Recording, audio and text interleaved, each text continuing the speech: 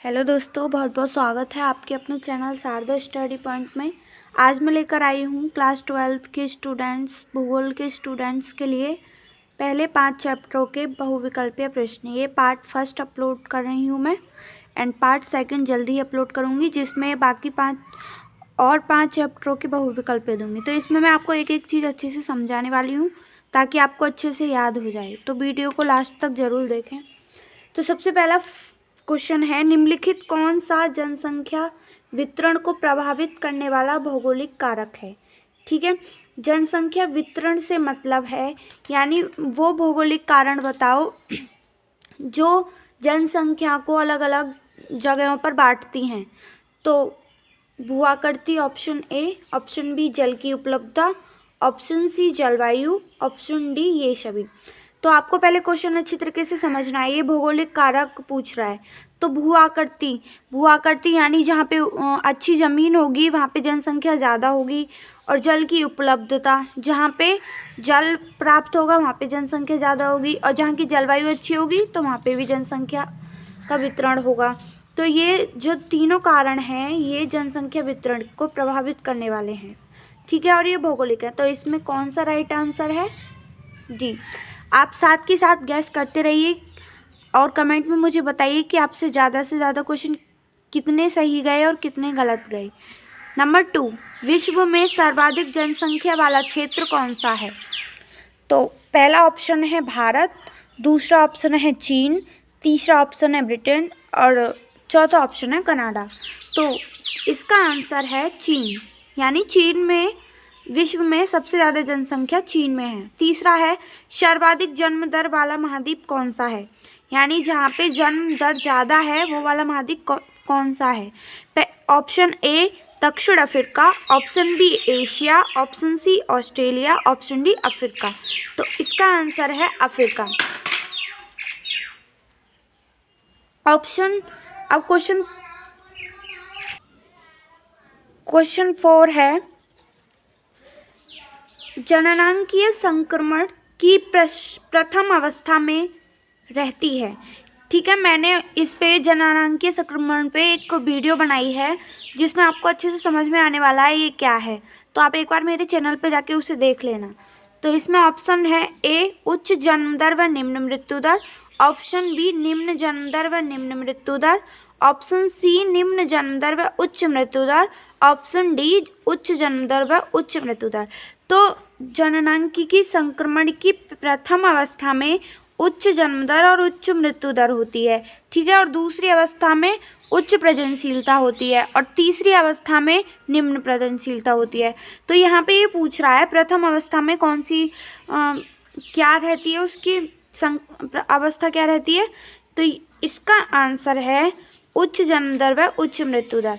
Number 5, निम्नलिखित में से कौन सा एक विरल जनसंख्या वाला क्षेत्रफल नहीं है, यानी कौन सा इनमें से खाली जनसंख्या वाला क्षेत्रफल नहीं है। विरल का मतलब है जहाँ पे ज़्यादा जनसंख्या नहीं होती है। Option A Atacama, option B भूमध्य रेखीय प्रदेश, ऑप्शन सी दक्षिण पूर्वी एशिया, ऑप्शन डी उत्तरी अमेरिका। तो इसका आंसर है दक्षिण पूर्वी एशिया। ठीक है, एंड नेक्स्ट पढ़ते हैं। तो क्वेश्चन नंबर 6, मानसून एशिया में जनसंख्या की सघनता का कारण है। तो ऑप्शन ए उपजाऊ मैदान, ऑप्शन बी औद्योगिकरण, ऑप्शन सी नगरीकरण, ऑप्शन डी ये सभी। यानी जो मानसून एशिया है उसमें जनसंख्या इतनी घनी क्यों है, इसका क्या कारण है?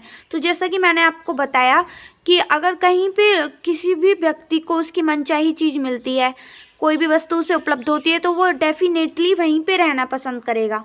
तो यहाँ पे उपजाऊ मैदान भी मिल रहे हैं, औद्योगिकरण भी मिल रहा है और नगरीकरण भी।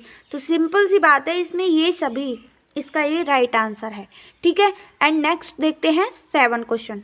निम्नलिखित में से कौन सा प्रतिकर्ष कारक नहीं है? प्रतिकर्ष कारक नहीं है। देखिए, प्रतिकर्ष का मतलब समझ लीजिए।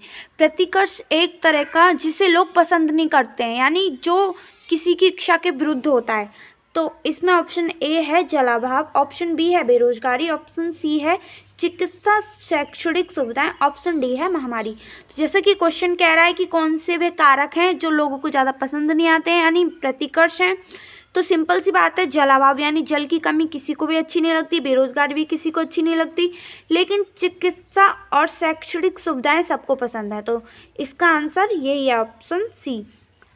अब है क्वेश्चन नंबर 8। क्वेश्चन नंबर 8,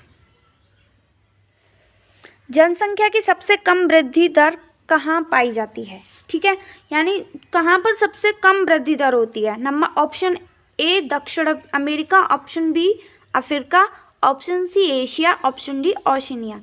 तो इसका आंसर है ओशिनिया। क्वेश्चन नंबर 9, दो समय बिंदुओं के बीच हुए जनसंख्या के परिवर्तन को यदि प्रतिशत में व्यक्त करें तो कहलाएगा। यानी मान लो सन 2000 से और सन 2022 तक जो भी परिवर्तन हुए हैं जनसंख्या में, यदि उसे हम प्रतिशत में चेंज करें तो वह क्या कहलाएगा? ऑप्शन नंबर फर्स्ट है जनसंख्या की वृद्धि, ऑप्शन बी जनसंख्या की वृद्धि दर, ऑप्शन सी जनसंख्या का विकास, ऑप्शन डी जनसंख्या की प्राकृतिक वृद्धि।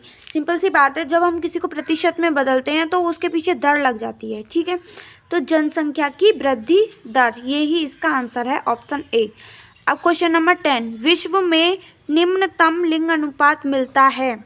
अब यहाँ से चैप्टर 3 स्टार्ट होता है। यानी लिंग अनुपात क्या होता है? किसी जनसंख्या के बीच में, ठीक है, जनसंख्या के बीच में पुरुष और स्त्रियों के बीच का जो अनुपात है, पुरुष और स्त्रियों की संख्या के बीच का जो अनुपात है वही लिंग अनुपात कहलाता है। तो एक सबसे निम्नतम कहाँ पर है? ऑप्शन ए कुवैत में, ऑप्शन बी संयुक्त अरब अमीरात में, ऑप्शन सी सऊदी अरब में, ऑप्शन डी इराक में।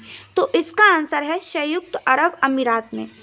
अब क्वेश्चन 11 है, जनसंख्या पिरामिड के प्रत्येक आयु वर्ग में दायां भाग प्रतीक होता है। देखिए, जनसंख्या पिरामिड क्या होती है? जनसंख्या पिरामिड से यानी हम जनसंख्या को आंकड़ों को देखते हैं कि इस पुरुष और स्त्री के आंकड़े उसमें दर्शाए जाते हैं कि पुरुष की संख्या कितनी है और स्त्री की संख्या कितनी है। तो ये क्वेश्चन पूछ रहा है कि जो पिरामिड के दाईं ओर का भाग होता है उसमें किसका भाग दर्शाया जाता है?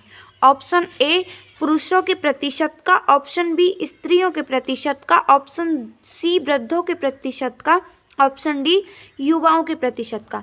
तो इसका आंसर है स्त्रियों के प्रतिशत का। नेक्स्ट देखते हैं क्वेश्चन नंबर 12, सबसे अधिक विश्व में किस देश का लिंग अनुपात है?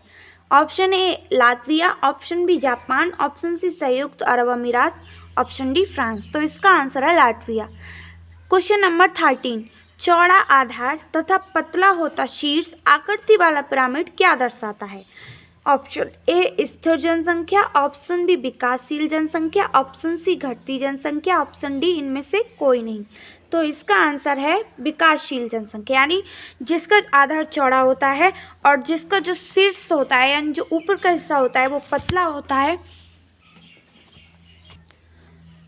वह क्या दर्शाता है? तो इसका आंसर है विकासशील जनसंख्या।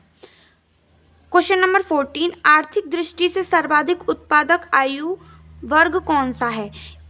उत्पादक का मतलब, ये क्वेश्चन का पूरे का मतलब ये है कि जो आर्थिक दृष्टि से जो जितने भी आयु वर्ग हैं उनमें से उत्पादक यानी जो अपने ऊपर किसी के ऊपर आश्रित नहीं होता है, यानी जो कार्य कर सकता है जैसे जॉब वगैरह। तो इसमें है ऑप्शन ए बाल वर्ग, ऑप्शन बी प्रौढ़ वर्ग, ऑप्शन सी वृद्ध वर्ग, ऑप्शन डी इनमें से कोई नहीं। सिंपल सी बात है, बाल वर्ग में आते हैं 0 से 14 साल तक के बच्चे जो कि कोई काम नहीं कर सकते, तो ये भी इसका राइट आंसर नहीं है। प्रौढ़ वर्ग में आते हैं 15 से 59 साल तक के, तो ये सर्वाधिक उत्पादक, क्योंकि हर एक देश में युवा ही कुछ कार्य करते हैं। ठीक है, तो इसका आंसर है प्रौढ़ वर्ग और सी इसका ऑप्शन है वृद्ध वर्ग, जो ये भी नहीं है। तो इसका आंसर क्या है? प्रौढ़ वर्ग। 15, निम्नलिखित में से कौन सा घटक जनसंख्या के संगठन को प्रदर्शित नहीं करता है? जनसंख्या संगठन को प्रदर्शित नहीं करता है। ठीक है, तो ऑप्शन ए आयु, ऑप्शन बी लिंग, ऑप्शन सी साक्षरता, ऑप्शन डी प्रजनशीलता। तो इसका आंसर है प्रजनशीलता। जनसंख्या के घटक का मतलब है जिसे मात्र यानी हम माप सकते हैं, मात्रात्मक जो होती है। क्वेश्चन नंबर 16, निम्नलिखित में से किसने संयुक्त अरब अमीरात के लिंग के अनुपात को निम्न किया है, यानी कौन सा कारण है जिसने संयुक्त अरब अमीरात के लिंग अनुपात को निम्न किया है, सबसे कम किया है। तो ऑप्शन ए है पुरुष कार्यशील जनसंख्या का चयनित प्रवास, ऑप्शन बी है प्रवास की उच्च जन्म दर, ऑप्शन सी है स्त्रियों की निम्न जन्म दर, ऑप्शन डी है स्त्रियों का उच्च उत्प्रवास। तो इसका आंसर है स्त्रियों की निम्न जन्म दर। नेक्स्ट हम देखते हैं, प्रत्येक व्यक्ति को अवसर या अवसरों के लिए समान पहुंच की व्यवस्था करना कहलाता है। ये चैप्टर 4 के स्टार्ट हो चुके हैं यहाँ से। तो ऑप्शन ए है समता, ऑप्शन बी है उत्पादकता, ऑप्शन सी है सतत पोषणीयता और ऑप्शन डी है सशक्तिकरण। तो इसका आंसर है क्षमता। विकास का अर्थ है, विकास का क्या अर्थ है? गुणात्मक परिवर्तन, मूल्य सापेक्ष, ऑप्शन ए व बी दोनों। तो इसका आंसर है ए व बी दोनों। अब क्वेश्चन नंबर 19, मानव विकास का अर्थ है नंबर 1 संसाधनों तक पहुंच, नंबर बी स्वास्थ्य, नंबर सी शिक्षा। तो सिंपल सी बात है, मानव विकास का अर्थ यही है संसाधनों तक पहुंच, यानी मनुष्य की संसाधनों तक पहुंच मानव विकास है, संसाधनों तक विकास।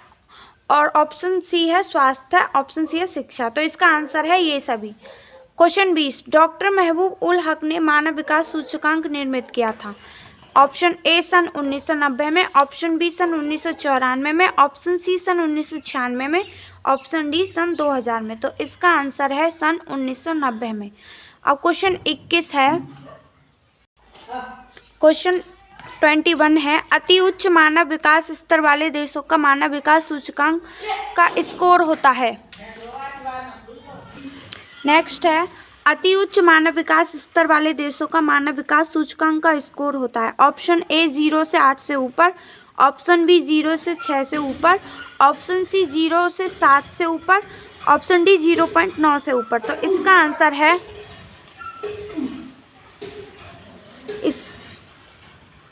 इसका आंसर है 0.9 से ऊपर। अब क्वेश्चन नंबर 22 है, संयुक्त राष्ट्र कब से मानव विकास सूचकांक का निर्धारण करता है?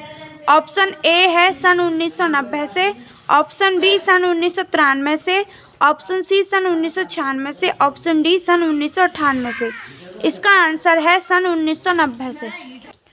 क्वेश्चन नंबर 23 है, निम्नलिखित में से कौन सा विकास का सर्वोत्तम वर्णन करता है? ऑप्शन ए आकार में वृद्धि, ऑप्शन बी गुण में धनात्मक परिवर्तन, ऑप्शन सी आकार में स्थिरता, ऑप्शन डी गुण में साधारण परिवर्तन। इसका आंसर है गुण में धनात्मक परिवर्तन। क्वेश्चन नंबर 24, विश्व के किस एकमात्र देश ने राष्ट्रीय प्रसन्नता यानी GNH को देश की प्रगति का आधिकारिक माप घोषित किया था?